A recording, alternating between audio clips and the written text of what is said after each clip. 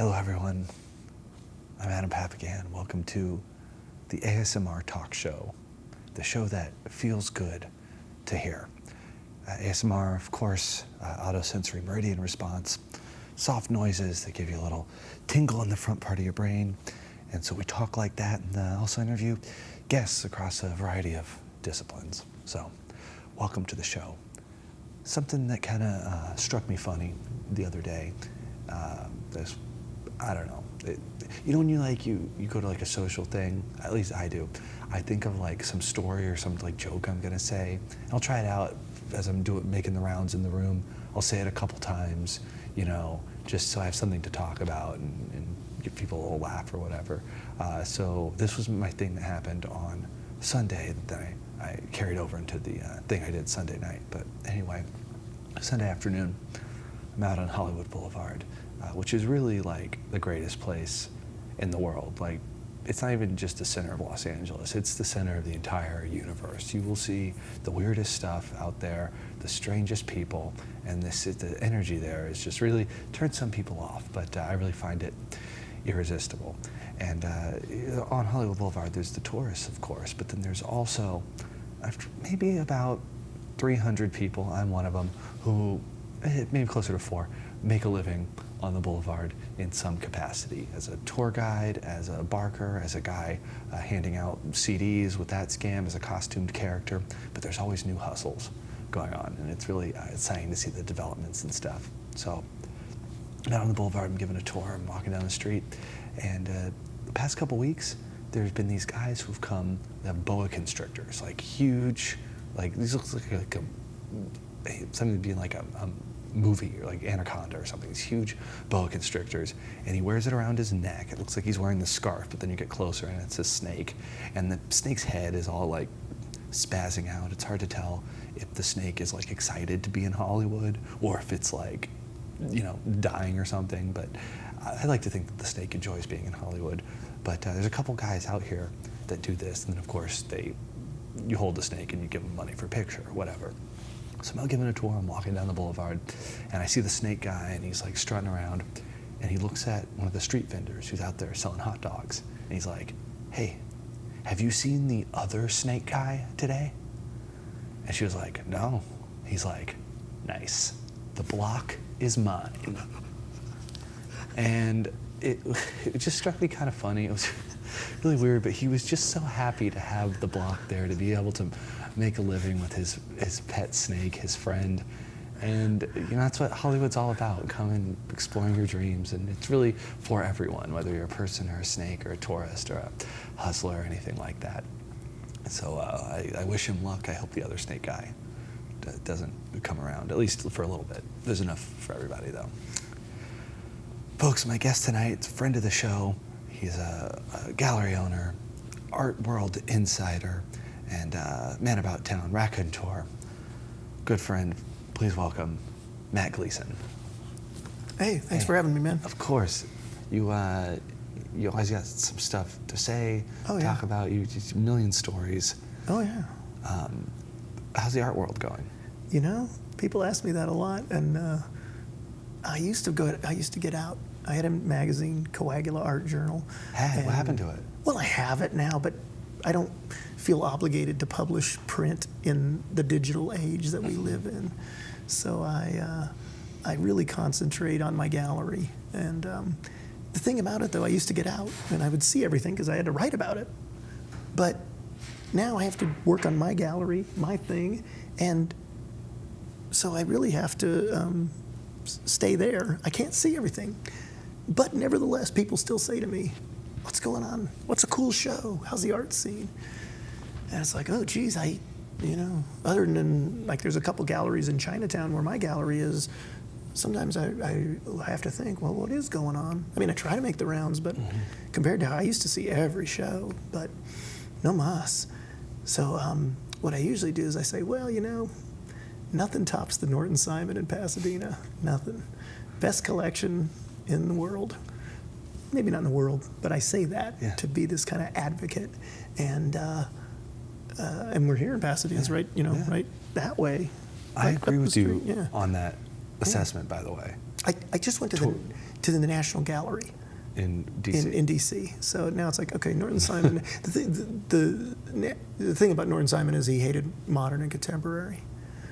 But if you really want to see the equivalent of Norton Simon's modern and contemporary, is Norton Simon's sister was Marcia Simon. She married Fred Weissman. Marcia, she's known as Marcia Simon Weissman. When they got a divorce, they each picked, I take one, you take one, I take one, you take one. They were done. They had a major collection. And her collection she donated to MoCA. So that's one of the cores of MoCA's collection. And Fred Weissman's is still the Weissman Foundation, and you can make an appointment. No PR allowed at all. No photos either. Because of the neighbors. Oh yeah, no photos allowed. But when they open the door, you can take a picture. There's a Clifford Still painting right there. But yeah, so the Weissman it's almost like the Norton Simon's brother-in-law, who said, "Oh, we're not going to compete with you for the Rembrandts. We're gonna have our own collection, and it's amazing. It's the best collection of modern and contemporary." And there's the other Weissman, the Susan Simon, at the Cedars. Do you know about this? It's all if you're in Cedars. Yeah. Heaven forbid. They do a tour. They do a tour. Yeah, the curator does it. It's awesome. A friend of mine on Facebook the other day, it said artist unknown on the placard, and he took a picture of it, and he took a picture of the signature, looks a little squiggle, and it's a picture of a geometric thing, and the first thing I think is Victor Vasarely. So I look at it, and then I look at the signature, and I go to Google Vasarely signature, and guess what? It's a Vasarely. I'm like, wow. I go back, and in the time that I had taken to look, Peter Frank and Carrie Ross, two people in the LA art world that if you're in the LA art world, you kind of know, they had both said, oh, it's a Vasarely, and it was. And then, so I think my friend whose mother's in the hospital with pneumonia is going to be able to give something to Cedars Sinai besides a big pile of money. And that is, hey, you can say you own a Vasarely. Yeah. Yeah, no, it's all notable art that they have. It's in every office, every patient room, sculpture on the outside. I have to say, I had a major medical procedure. I had a pacemaker put in at UCLA. They saved my life. I got to stick up for them. When I go to get my heart checked every year, my pacemaker, you put a little thing here, and they automatically turn it off, and I immediately go, turn it on. They have a Saul LeWitt right outside of the thing, and it's just a couple lines. Saul LeWitt was a pretty interesting cat because he would explain, the artwork was a piece of paper with instructions.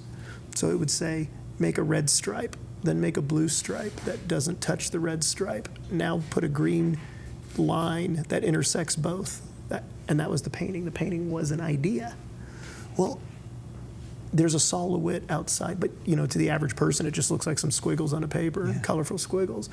And so every time I go in, I say, hey, that's a really valuable painting. If you ever are gonna quit, my advice is to just grab that painting on your way out, and I'll sell it for you at my gallery.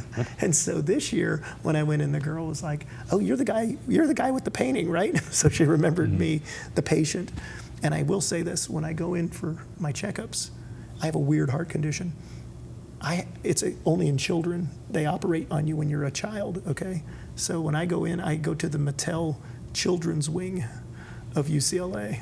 So when I go inside to get checked out, outside the hallway with the Saul LeWitt, it's all art by Chuck Jones, originals by Chuck Jones. They're all paintings of Bugs Bunny, of Daffy Duck, of Tweety Bird, throughout the area that I get checked out in. Yeah. Yeah, it's nice to. It's like that nobody notices it, except you. Oh yeah, because you're Saul like LeWitt, art guy. a Saul LeWitt. That's You're what's cool like, about hey, it. Yeah. Well, I just like, who's that? Saul LeWitt. Who's that? There was some others like I've seen art by people I know, and I'm like, hey, I saw your piece at UCLA, and then they'll have a story. Oh yeah, that one gallery closed, and then I find out they gave everything to UCLA. I never got paid for. There's always the grouchy artist or the happy artist, and then I'll see people I don't know. You look somebody up. Like one time I saw this stuff, and it was art made for the bicentennial. Right? In the 70s? Yeah, it was 1976. It was like there was for 1 year, everybody made patriotic art. And the funny thing is, I looked up this woman, and I didn't know her, never heard of her before. I was like, you want to learn, keep learning. And I look, and she's out in the desert making pottery now. She doesn't do these mono prints anymore. She's making pottery. I was like, right on, right on. Takes your mind off the heart condition a little bit. Oh, well, yeah, being in the hospitals, it's no fun. So, I mean, I think the art stuff is, it's a tiny thing. It's not even a little thing. It's a tiny thing in the scheme of things. But it is nice to just, you can talk about the hospital food as terrible. I mean, UCLA's food was better than White Memorial's. White Memorial saved my life. Ambulance to White Memorial. You want to hear a funny joke? Yeah. I called 911. My heart's, I've had this whole horrible heart thing. And 911 shows up, and I say, listen, to the ambulance driver, I say, listen, they're supposed to take me, I'm supposed to go to UCLA on Friday and get a pacemaker put in. And this is a complication they said might happen. Can you get me to UCLA? He goes, when you call 911, we have to take you to a geographic hospital where you live. I live south of downtown in the city of Huntington Park, right on the border of the city of Vernon. So it's really polluted. So they said, we have to take you to a geographical place. We have to take you to White Memorial. Please take me to UCLA. We can't take you to UCLA. You could call a private ambulance company. Meanwhile, my heart's going, I'm thinking I'm not gonna get there. And he goes, if you lived south of Slauson, we'd have to take you to Martin Luther King Hospital. I said, please take me to White Memorial. So that's how they got me to White Memorial, which saved my life. And then I went to UCLA. So yeah, it's, oof, man, oof. Doing the tour. This was 6 years ago, and I'm doing great now. They say I'm very, very healthy. For a man with my physical condition, I'm doing great. You look great. Huh? You look great. Well, I mean, thanks. You said you wanted to talk about Pasadena? Well, I thought, the Norton Simon has a really great collection. And you look around Pasadena, I don't know that anybody in Pasadena really knows or appreciates that, And it's, you don't think, when you say art scene, LA art scene, it's like you don't think of Pasadena. But, back in the 60s when Old Town was dilapidated, a lot of artists, you can always know where the rents are cheap, as there's artists there. So artists, and then when the rents go up just a smidge, then there's art galleries, So, Lynn Folks, do you know the artist Lynn Folks? Yeah, Lynn Folks had a studio in then it became a movie theater, but now it's not even a movie theater anymore. It used to be on the corner of Colorado. I think it's a jewelry store now, by 21 Choices Yogurt. Oh yeah, I know. Can I plug? Am I not supposed to plug? I love 21 Choices Yogurt. But Lynn Folks, very famous artist. Judy Chicago, big feminist artist, probably invented feminism, feminist art, really. I'm not a fan of what she's done in the last 40 years. But she had a studio here, too. So Pasadena has a place in the scheme of thing, and one of the best supportive organizations of contemporary art in all of Southern California is the Pasadena Art Alliance. And I've worked with them on a couple of projects over the years, and really nice people at the Pasadena Art Alliance. And they really give to good causes, good art causes. Yeah. What would be a good art cause? Well, for example, let's say that there's an artist deserving of a museum show, right? And the museum says, you know what, we agree, which almost never happens. I mean, but hey, you finally got to the level that you are deserving of a museum show. Well, we want to give you this museum show, but basically there's going to be it's going to take a lot of money to put this show on, okay? It's not in the budget. They budget the museum, and then each show has a budget, and you got to find somebody to donate the money for the show. So years ago, I think it was like 1995, I know the Pasadena Art Alliance made sure that Ed Moses finally got his first major museum retrospective at MoCA. And here's the thing, having a museum retrospective at MoCA, like they say, puts you on the map, but it keeps you on the map. You can have a museum retrospective. This is all inner working art world, but you can have a museum show at a podunk little town. It's not going to do anything for your thing, but you have a museum show at MoCA. 40 years later, when you know what they'll say so that will be mentioned in your obituary. It's like having an Oscar nomination. 100 actors can die this year, but the ones who all got Oscar nominated will definitely get an obituary. Oscar nominee was once an Oscar nominee, right? So if you want to gauge that thing, so I say little things like that to in the career of Ed Moses. I mean, that was a big deal. If you're, if you own an Ed Moses, it's like, the value of the art will always carry this thing because It had been in a museum, or his work had been in a museum. It had been in a museum, but it also had been in a major reputable museum, and it had been a reputable museum, but one with really integrity. Like this is a they play the game right. So How many people are in the art world behind the scenes making these decisions of like who's going to get the museum shows? It's got to be like even less than in show business, right? It's far. You know what? The parallels to showbiz are every time I talk to anybody in the industry, everything's the same except, like for example, the industry. There's a lot of money. There's unions. There's a lot of unions, right? There's a lot of layers. There's no layers in the art world. It's like you can talk to like the king of the art world, in 3 weeks, if you really work your way up. I mean, you can, a couple of phone calls and, you can pretty much, I got to know people because I was the media at one time. And actually, I still write about art a lot for different publications or for my own blog or whatever, but you're never going to meet people just being, on the sidelines. So if you have, everybody in the art world respects that you can wear multiple hats.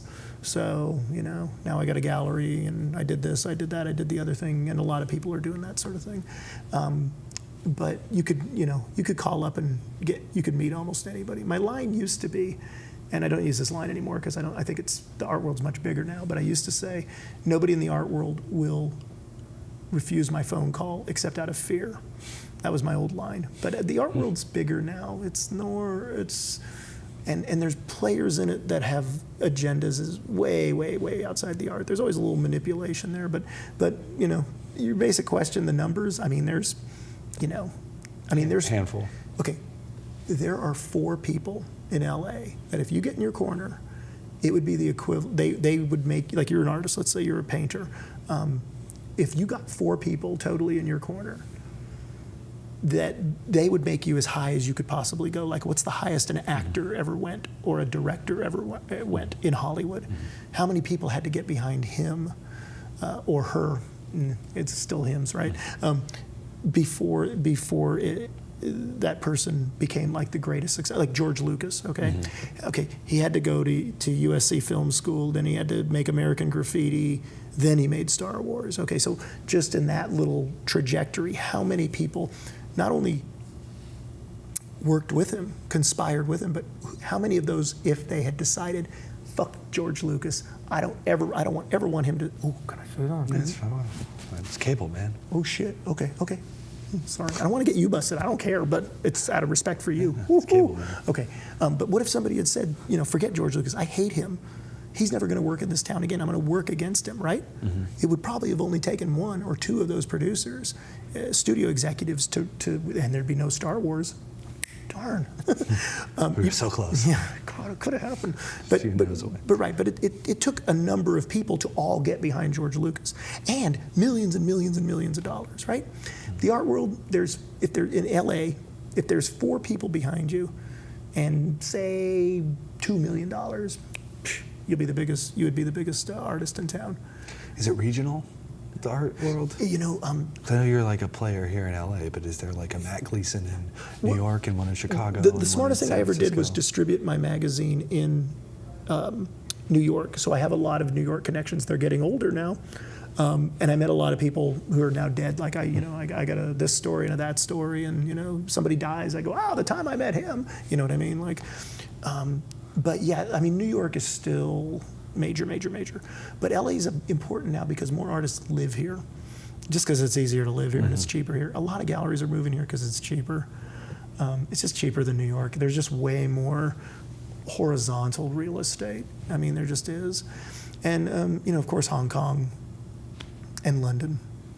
And, but really, LA's, there's New York and then there's, 3 other cities, LA, Hong Kong, London, and that's the art world. I don't see a time I'm 54 with a heart condition, and I don't see a time in my life that New York's going to get overtaken. But New York is the capital of bad art. Okay, there's a lot of art for sale there. There's a lot of art being made here. So, you know, LA's where, what's the next big thing? You know, you come here, and I've been here for the whole, you know, I've seen the transformation and truly enjoyed it, but truly enjoyed seeing the transformation. But in a lot of ways, it's the same, you know. I mean, there's a few more players, a few more people trying to be players, you know. There's some private museums now, like the Broad, you know. It's not... Well, that's just a tax shelter, though.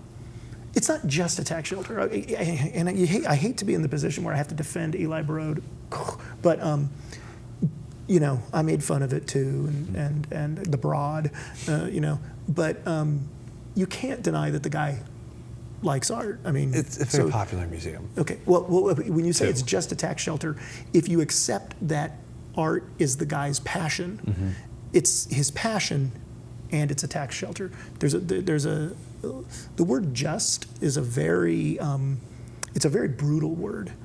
It's part of justice. You can beat somebody with justice, but you know, you always have to think, whenever somebody says just think of a baseball bat, like the head of the baseball bat. It's a diminisher, so it's just a tax shelter. I disagree. It's a tax shelter, absolutely. If it wasn't a tax shelter, would he be doing this? Hell no. But that said, I mean, would you rather the guy take his billions and, you know, be jet ski, you know, out on a jet ski on the Mediterranean with, you know, a bunch of girls on the yacht? Well, he probably is doing that anyway, or, you know, the big collectors, you know, tend to do that anyway. In addition to that, they are supporting art.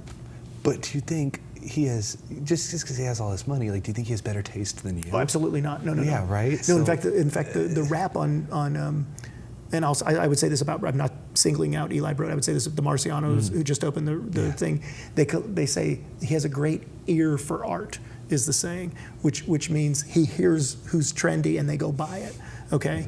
So that's, to me, a huge gap between having an eye for art, which, you know, a homeless person could have. I mean, I'm just using an economic strata. You know, somebody on the lowest rungs of society might have a great eye for art. I do believe, you know, the retina is part of the brain. And so there's an intellectual process in art. So people who say, I don't get it. It's like, yeah, do you see blurry too? I mean, it's, you know, it's a visual thing. And so I think that intellectually, there has to be some intellectual engagement. So I would grant that even to the people who they say have an ear for art, which are just, you know, people hustling an investment. And if you follow enough of these like art advisors, you will see, and I have to say, you know, I have to put up with them with the gallery trying to sell art, and especially like at art fairs and stuff. And you're like, oh God, you know, you're talking to this guy and all they care about is Kmart. Is like, when is the blue lights, when am I gonna need to put a blue light special and sell the painting that I'm buying, you know? I used to work at a Kmart, so. Attention Kmart shoppers, if you look up and look around, you'll see that flashing blue light, so. You know, Kmart in Burbank has a Picasso right in the front. And I'm kidding. So you're talking about the hospital and art, and I'm like, anyway. Matt, what's a trend in art right now that you're excited about, or that is something that, you know, maybe wasn't going on a few years ago, but you see emerging that you think is kind of cool? I'll tell you something pretty fascinating. I've been in the art world long enough to remember when it was a whites-only art world. And there is this decade has been a great opening of the art world to African-American artists. And a lot of artists of color, but specifically African-American artists have really, this decade will go down as the year that the gates opened. And for some reason, you know, I've worked with African-American artists for many years, and I gave a solo show to Labielle Campbell, who makes, what she does is she makes like a modernist artwork, but out of like a quilt or like a handmade material, ceramic or something. So it's like this craft, and yet it's high art. So who's to say if it's high art? It works on many levels, and it's amazing stuff. So I can be a good white liberal and pat myself on the back for having given a black artist a show back in the day. But that to me has been the biggest change. Is I've got photos and documentation of art openings, you know, from 20 years ago. And, you know, in fact, I was going through and I found a picture of probably one of the biggest artists in the world now, overall, and definitely probably the most successful African American artist is Mark Bradford from LA. And I have a picture of him at a gallery opening when he was like a kid, and you're like, oh my God. But he would go to the art opening, he was the only black guy. And now it's much more integrated. So that alone has been interesting and great art. So that's been the best thing, I think, in a meta, So but just more art, more variety. It's proliferating. Well, it's a variety of who's making it. Right, that's what I mean. Yeah. And it's not, the art world's cliquish in LA based on what school you went to. But the schools they're on the wane. It may take another 20 years, but I don't think there's going to be the studio MFA is going to mean as much as it once did. And the cliques now are around, there's just a strata of money now.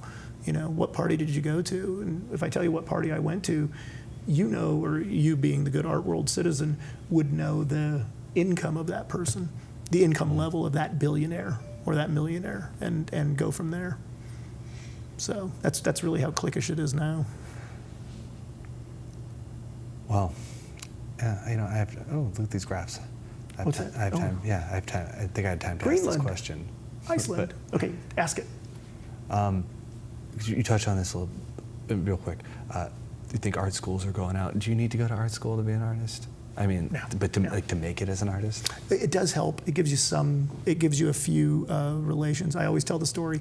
There was a woman who went to, on Tuesdays, she would go to the MFA show at UCLA. On Wednesdays, she'd drive up to CalArts and go to their opening. On Thursdays, she'd go out to Claremont for their opening. She didn't know anybody in the art world when she started out. She knew everybody. She didn't just know people from Claremont, from Otis, from UCLA, from CalArts. She knew everybody. She'd had studio visits with everybody, and she didn't pay a dime of tuition. And so that, to me, was the best way. That taught me more about networking than anything the schools could have taught me. Hustling, just like show business. Just like showbiz. Matt, thank you so much for coming on the show. We'll have you back again soon. Great. Thanks, Adam. And your gallery is called what again? Coagula Curatorial. We're in Chinatown in the pedestrian plaza, Chung King Road. See, I'm not allowed to plug things, but if I ask you the question, you answered it. Plug away. No, see, that was just a question. It's another little tip for you, for the art world. Thank you all for tuning in. Till next time, this is Adam Papagan reminding you that there's a place you can go, and it's your mind. Good night.